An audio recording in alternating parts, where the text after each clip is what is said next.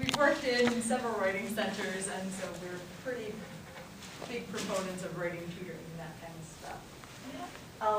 So because we've had this, experience in the writing center, I think we're both like, 4 years of experience in the writing center. We've noticed this sort of trend in the writing center and in the sort of pedagogy that is presented to writing tutors, that you are not supposed to help your students, the tutees that you're working with, you're not supposed to help them with grammar. It's sort of like we don't do that here, we are all higher order, we're all content, we're all organization. And this leads to some problems in the writing center. The tutoring session is supposed to be this collaborative session where it's you as the tutor and then your tutee, and you're sort of working together to figure out what issues you want to address.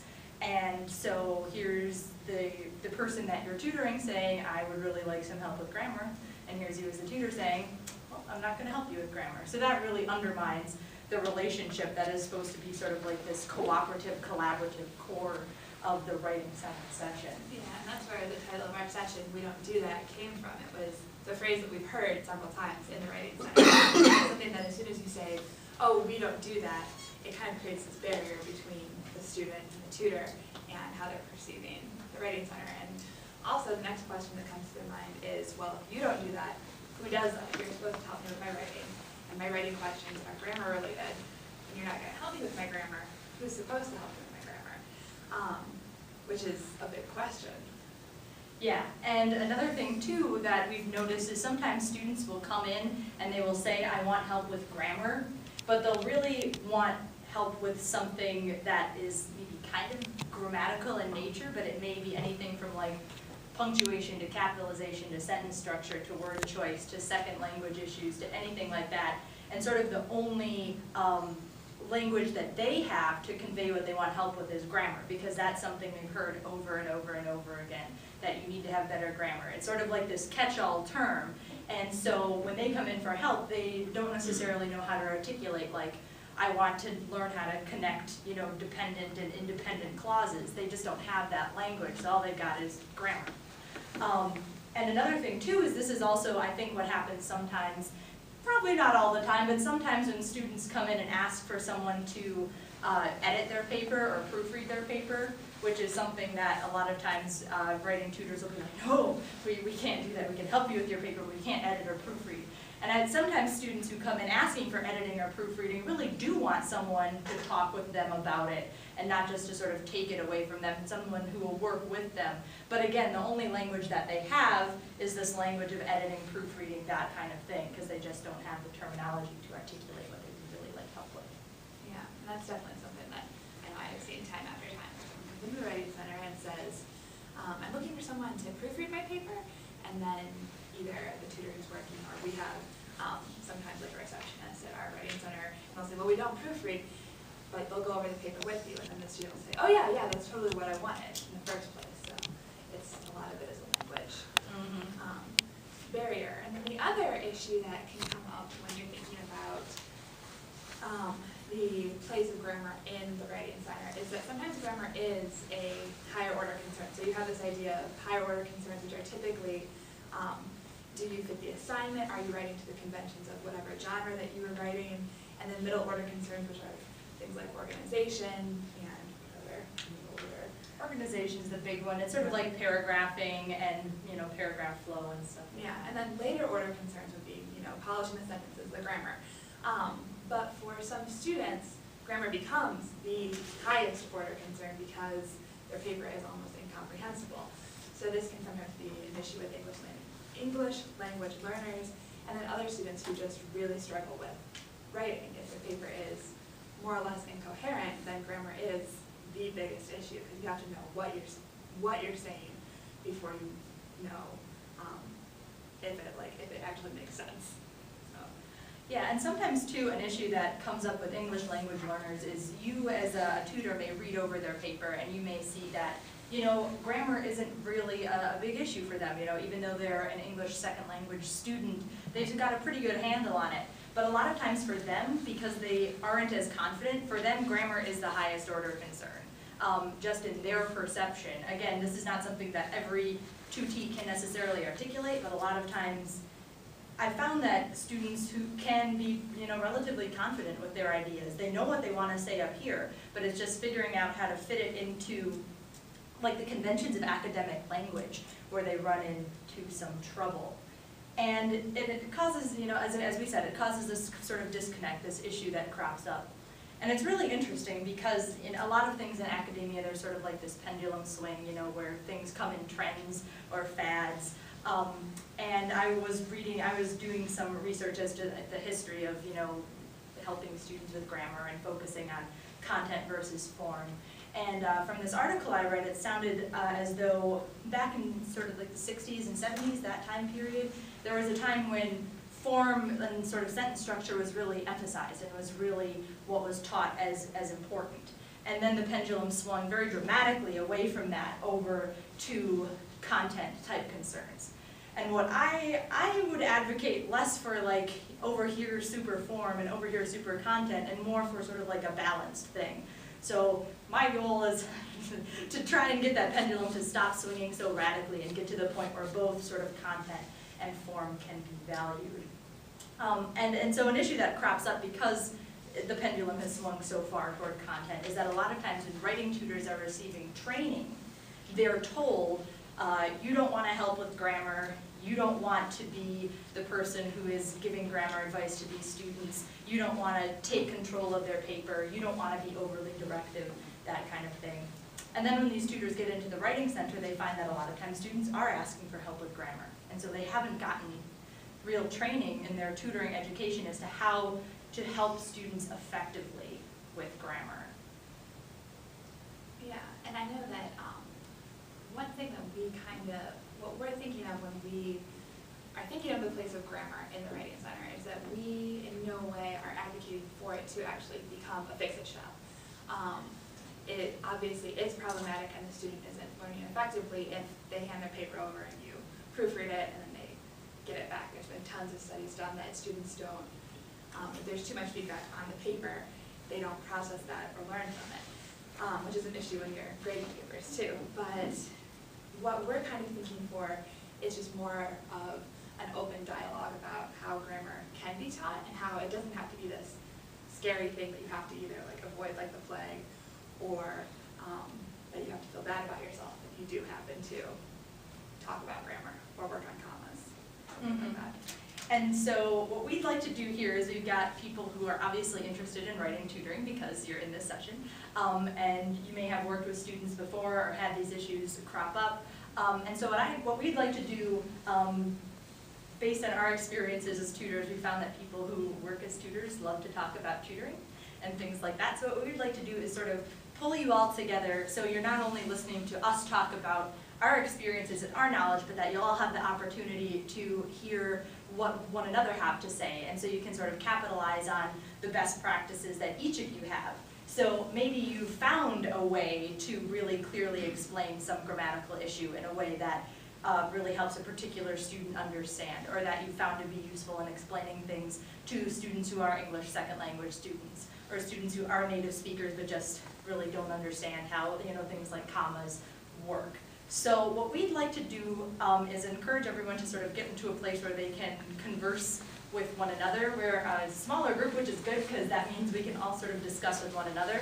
So Rachel and I are going to come sort of join this little cadre over here, and I think I'm going to maybe stand like right there so we can sort of create some kind of circle type thing. And then what I'd like everyone to do, I'm going to step up here now, is now that we've kind of got sort of a little circle here, is I'd like everyone to introduce yourself and introduce your experience with either writing tutoring or supplemental instruction or anything like that, and just sort of let us know what your interests in this field are and sort of where you're coming from, and then we can get an idea of the knowledge that we all have here to pull from.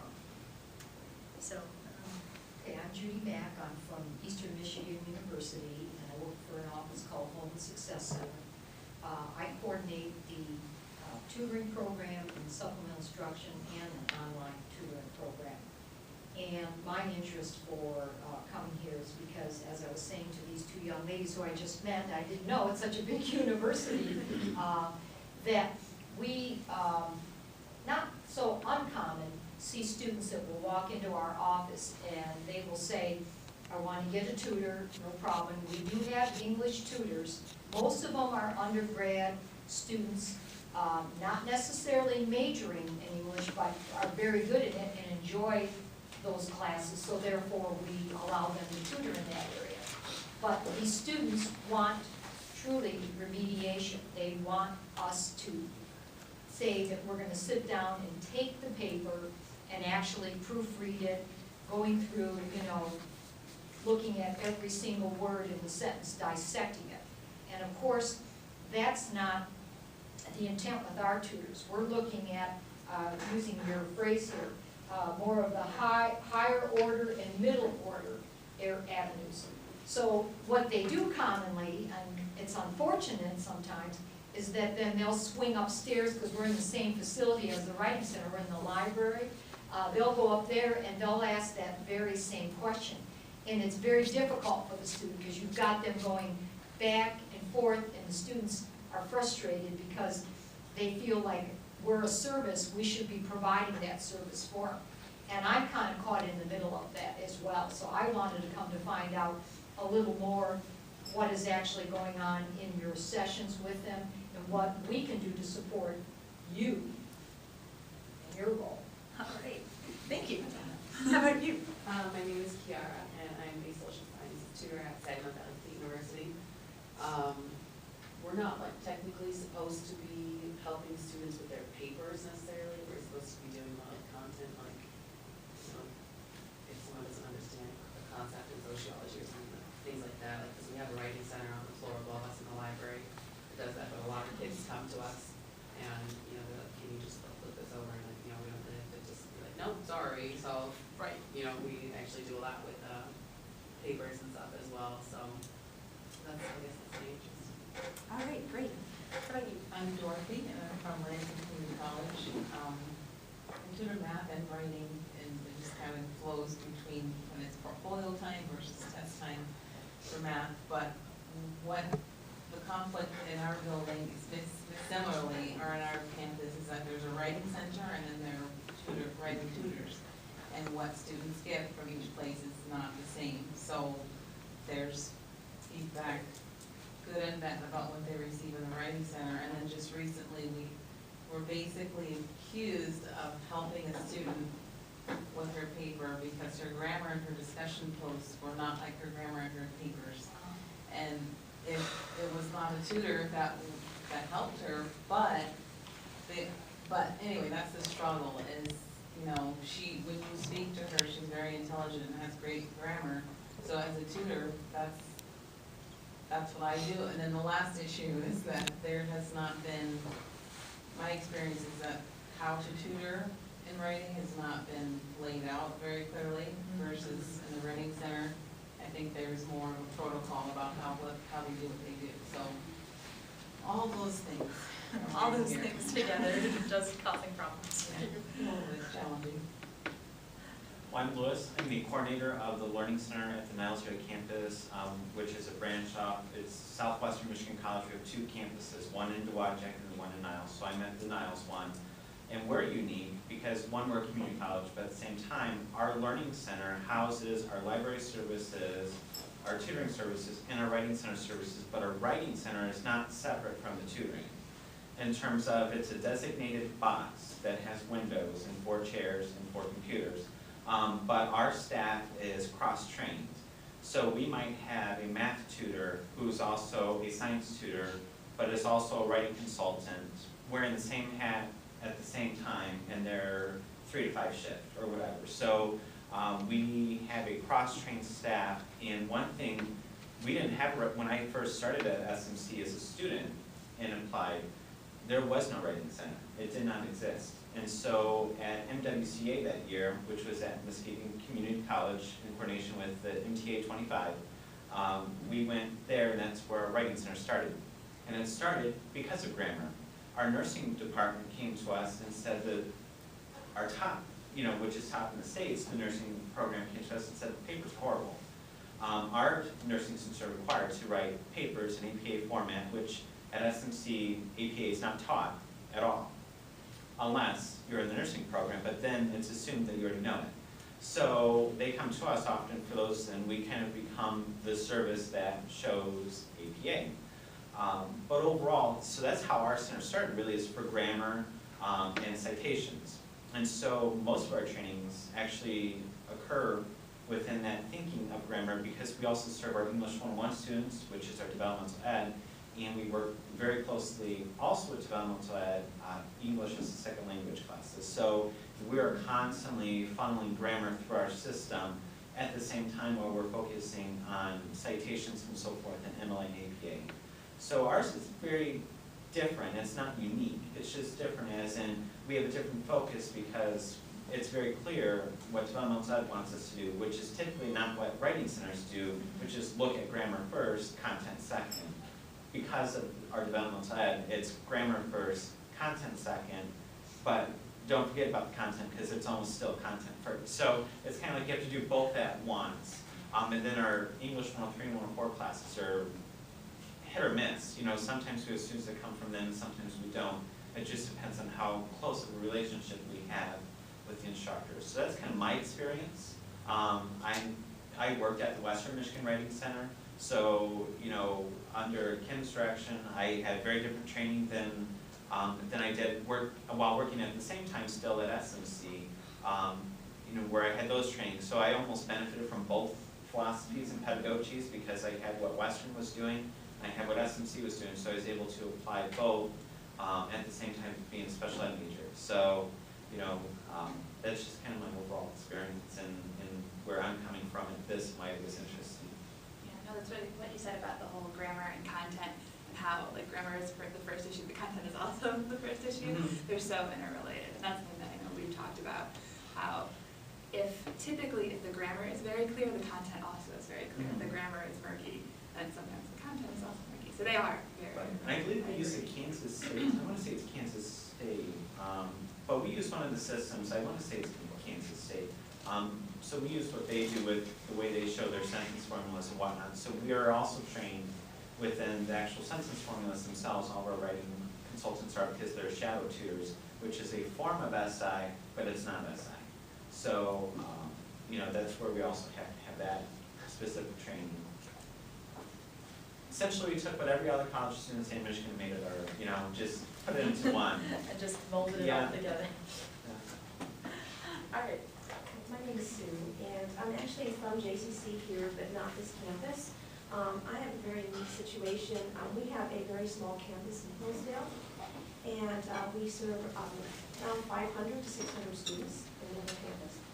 And I have taught writing as an adjunct there for 9 years, but I also have a part-time, it's only part-time, on academic support, which is everything, students with disabilities, tutors, SI, writing help, everything, and that's a part-time job. But as part of my academic support, I do our writing drop-in times, which you all have writing centers. Our writing center is me. And so it's because I've been teaching writing there for 9 years, so it's a very unique setup because I am it. I have drop-in times.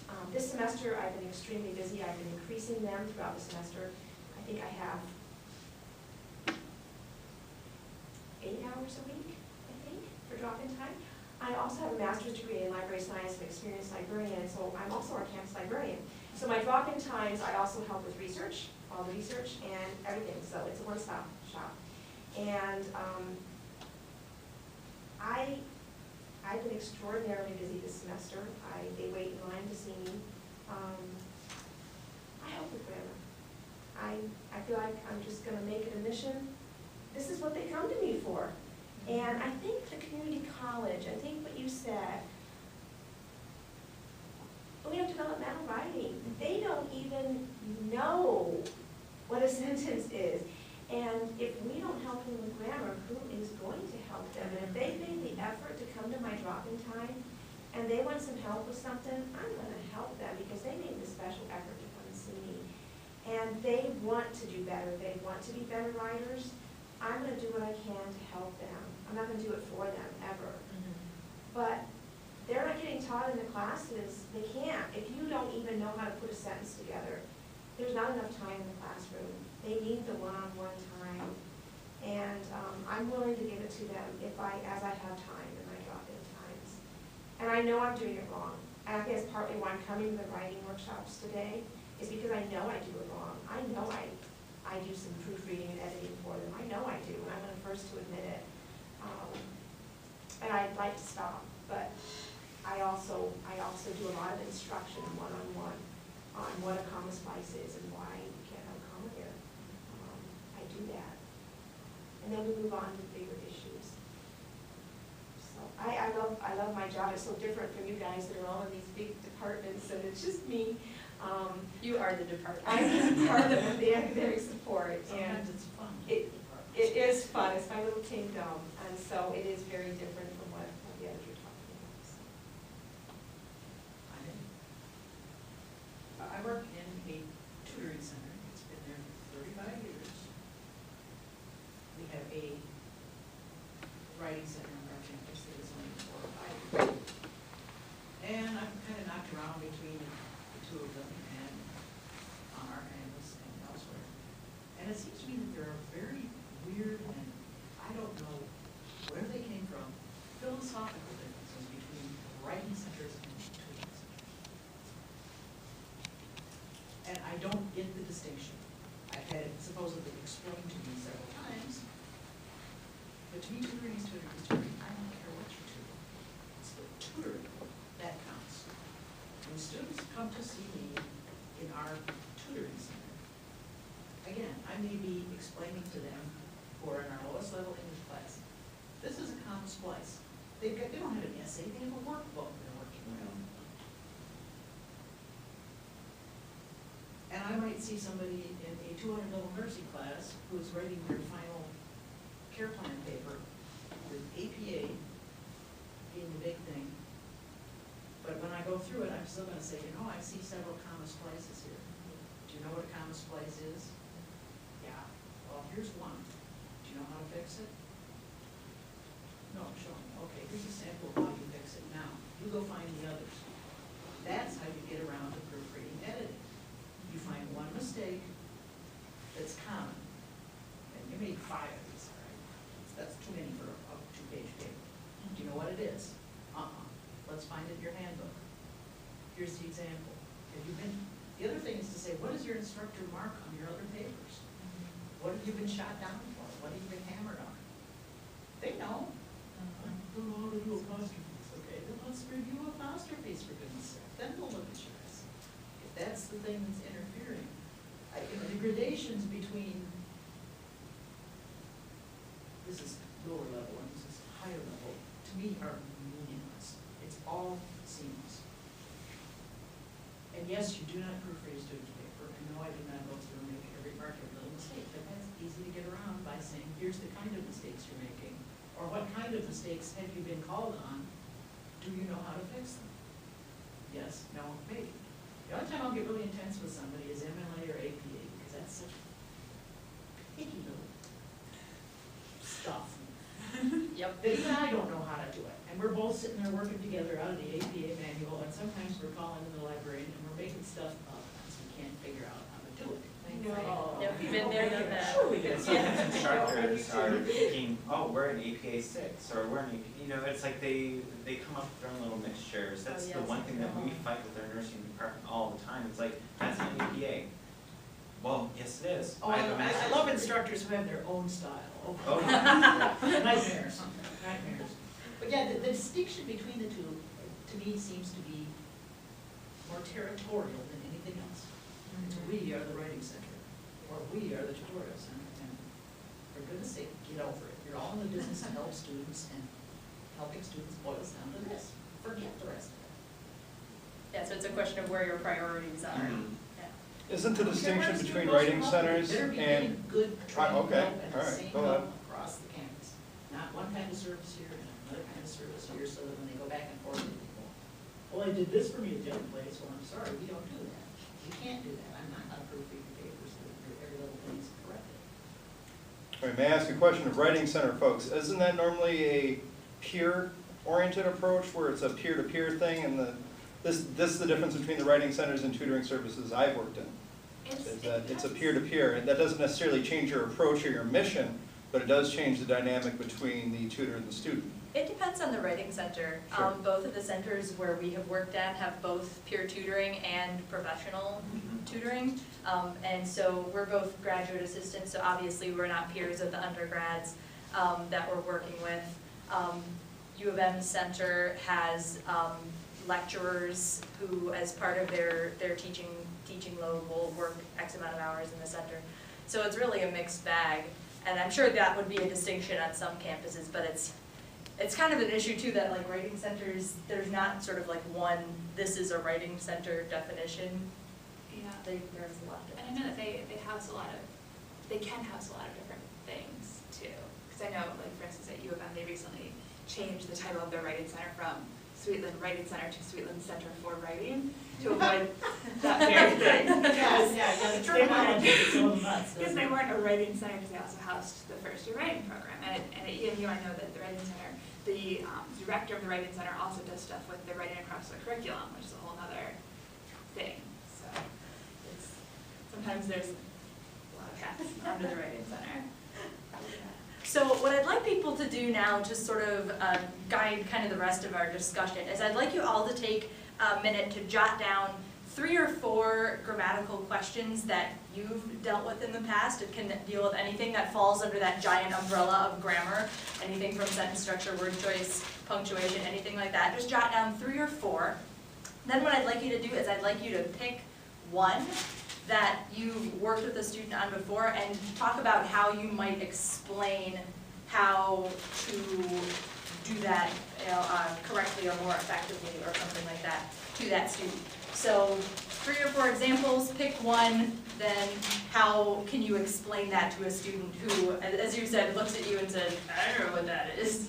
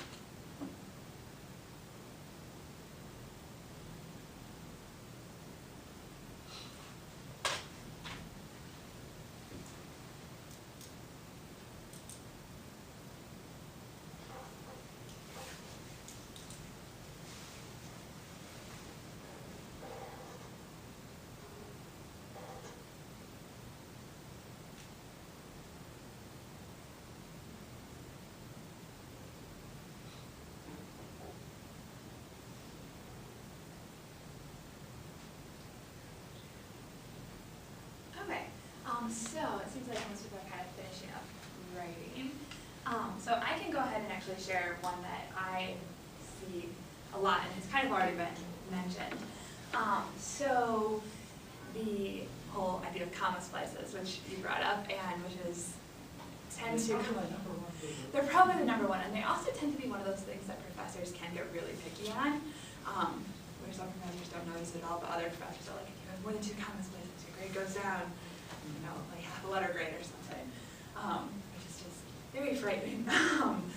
But when I deal with comma splices, and one thing that Jackie and I have both talked about